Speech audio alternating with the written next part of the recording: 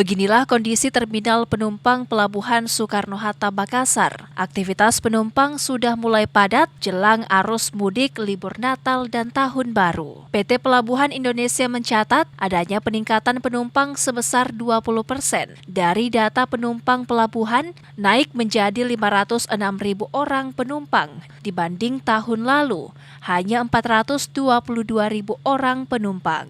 Sementara untuk ketersediaan kapal ditambah 4% dari tahun lalu, yakni 967 kapal menjadi 1.005 kapal.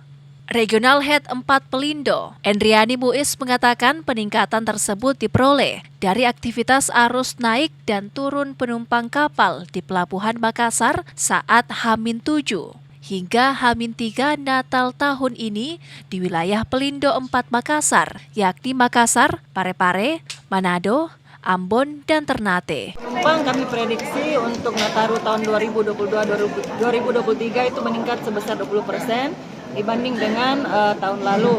Atau kalau secara jumlah itu 506.000 sekian, dibanding tahun lalu sekitar 422.000 orang. Untuk kapal Nataru itu asumsi kami meningkat sekitar 4%. Jadi tahun ini diasumsikan untuk Nataru 2022-2023 sebesar 1.005 kol kapal. Itu naik 4% dibanding tahun lalu pada periode yang sama, yaitu 967 kol kapal. Untuk mengantisipasi lonjakan penumpang yang diperkirakan terjadi H-2 Natal, pihak Pelindo menyiapkan berbagai macam fasilitas untuk menjaga keamanan dan kenyamanan untuk penumpang seperti ruang tunggu full AC dan ruangan khusus untuk ibu menyusui. Mulyadi, Fajar TV dan Fajar Radio melaporkan.